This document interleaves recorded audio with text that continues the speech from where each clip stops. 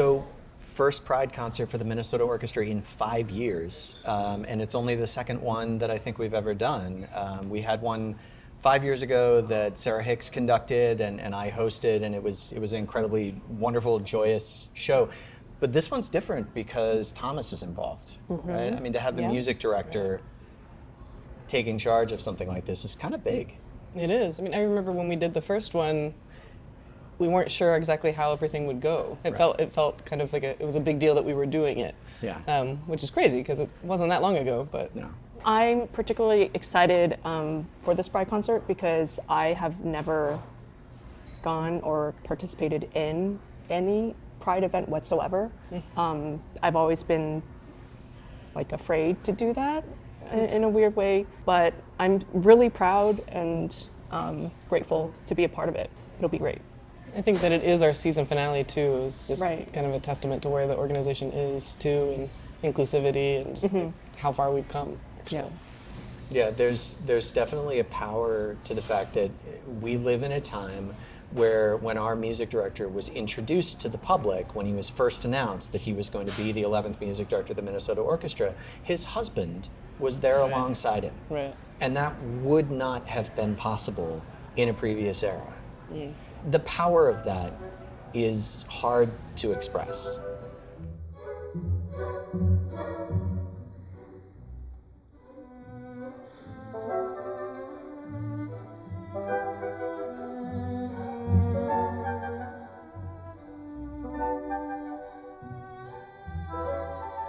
There's going to be a lot of weight and drama in this show in the best way, I think. And Thomas has clearly made a decision that he wants this to be, you know, not just a Pride concert, but he wants to show the influence of queer musicians across the history of classical music, you know, not just in our time. You know, a lot of composers who were queer have been a part of the canon, have been a part of the music that we play.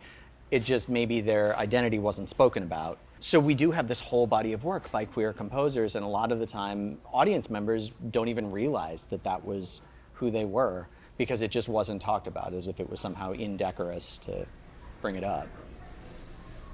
I mean, I didn't know anything about Ethel Smythe. She's an incredibly fascinating woman. Oh, I mean, like off the charts, like, and not just as a composer, but like A person. huge activist, you know, in the women's suffrage movement in the UK. Actually, one of my favorite facts about her is that in the course of all her activism trying to get women the vote, she thought that it was very important for her to teach the other prominent suffragettes of London to throw rocks, because she was pretty sure that was going to be a useful skill in their various acts of civil disobedience, which may have been part of what landed them all in prison, which absolutely happened. There was this huge roundup of women's suffrage activists, and they were sent to jail on sort of the flimsiest of charges.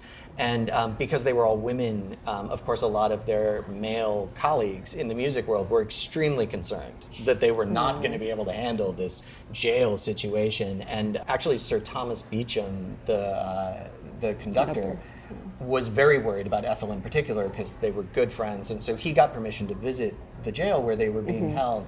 And when he arrived, deeply concerned about all their welfare, he found a parade happening in the exercise yard where the suffragettes were marching around the yard, belting out Ethel Smythe's March of the Women, which was this huge anthem of the movement. And she apparently had not been allowed into the yard, but she was conducting the performance with her toothbrush from the bars of her cell. It's amazing. So, yeah, it's pretty great. And her music, like she put the activism into her music, not all the time, not every piece, but March of the Women found its way into the overture of one of her operas, The Bosun's Maid. It's just sort of dropped in there without the lyrics, but it's unmistakably there. She recently had her opera premiered by the Met, so she's, you know, in the canon for sure. Aside from her music, she became deaf, and she had to stop. She couldn't even hear her music anymore, and so she actually wrote books, which I think is pretty awesome. So she was a very talented woman, to say the least. Yeah, and many acts to her life. Yeah. I think often identity informs someone's artistic voice, and so I think it's important to know what their identity was, what they were dealing with in their personal lives, because it does most of the time inform how they're thinking about music, how they're writing music. I think it's a tangible way for as musicians to feel connected to the composer and the music. Tchaikovsky is a big one. Yeah, Tchaikovsky Fourth Symphony is a massive cornerstone of the repertoire, and it speaks directly to the time in his life that his own sexual identity was sort of the most at issue for him as a person. I feel like Tchaikovsky is definitely the stereotype of the tortured artist. He had a wife, he married a woman, and he was closeted the entire time. And I think that that inner turmoil and angst definitely shows in his music. I have to say the Tchaikovsky 4 is the reason that I wanted to be in an orchestra when I was in high school. Really? It's maybe the best piece that you could possibly play in Full youth circle. orchestra. Right. What about it? I mean, because you're a string player, Right. And this is a brassy symphony, and the wind parts are incredible. What about it as a string player just made you want to attack it? I mean, the size of it, the scope of it, and just, I think, teenagers, there's always the teenage angst. Like, this is just, you can kind of put everything out there with this piece. And I think that was, it came at a time in my life when I needed an outlet. I think it was the first time I was playing viola in youth orchestra, and it was like my lifeline at that time. And this piece it couldn't have been better for me at this stage of my life. And the viola part's amazing. I mean, it's especially in that era where viola was starting to actually become a real contributor to the orchestra, and Tchaikovsky just goes full bore. We get parts every bit as important as the cellos and basses and violins. This orchestra was one of the first to extend equal protection and equal benefits to lesbian and gay musicians, and one of the first to go to a non-gender dress code. And so there's a history there, but I feel like we should talk about Deb. We have to talk about that. Yeah. We have to thank Deb. We do have to thank Deb. The whole reason that the Minnesota Orchestra was one of the first in the country to offer domestic partner benefits was because of one violinist, Deb Serafini, who joined the orchestra in 1976, and for her first 20 years was the only out member of the ensemble, which I can't even imagine. And in the late 1990s, when society was starting to change and domestic partner benefits were becoming available, she made a hard push to make this happen. And she faced pushback from the administration, from the musicians, from the union. Everybody seemed to think she was just being selfish because she was the only one. And she said, "How long do you think I'm going to be the only one?" And all of us who came after her have benefited from her willingness to put herself on the line and take a stand when she basically had no support. I'm grateful that when I joined the orchestra, I was joining having already moved here for my wife.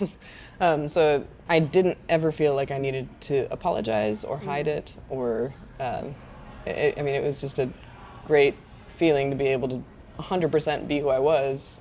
I feel very fortunate. I remember before I came in, I got an email, just informational email, and there was a little blurb about the dress code. There was a section that for non-gendered people, and that was a huge relief. I don't see that often in orchestras. I've almost lost jobs for not wearing pants wide enough to resemble a skirt, but I knew that I was safe. I could be who I am. I could be honest, true to myself when coming into work and not have to hide. And so I've always been grateful for that.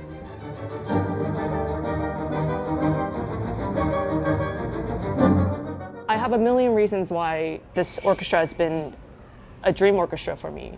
But one was because I knew you're at the helm of the section and that you're openly married and you have a wife. And to me, that equals a safe haven, You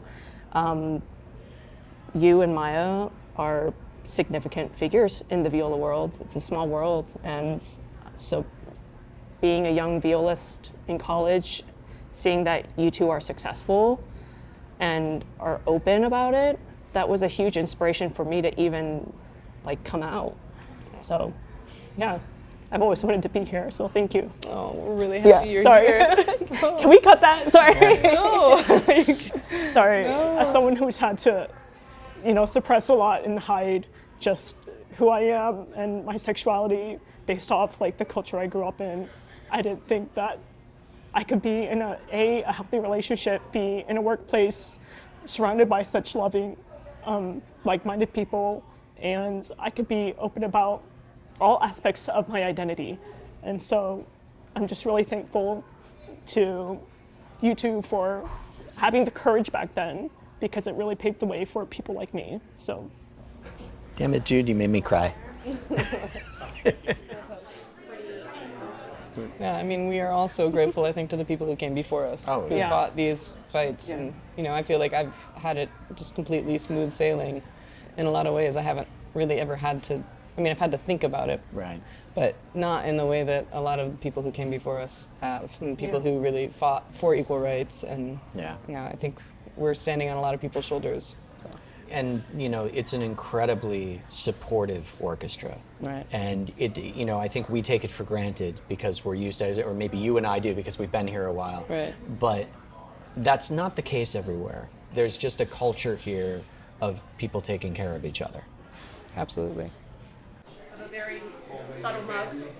When I think about pride now, I think about my family and the world that I want my kids to be growing up in.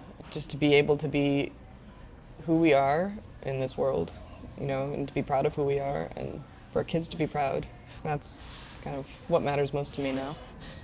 I think compared to the world that I grew up in, the world is so much bigger now, and so much more is possible. We have come so far, and there's a blueprint there now for how we get to the next thing, and how we increase tolerance, and how we find a place for everyone in the world.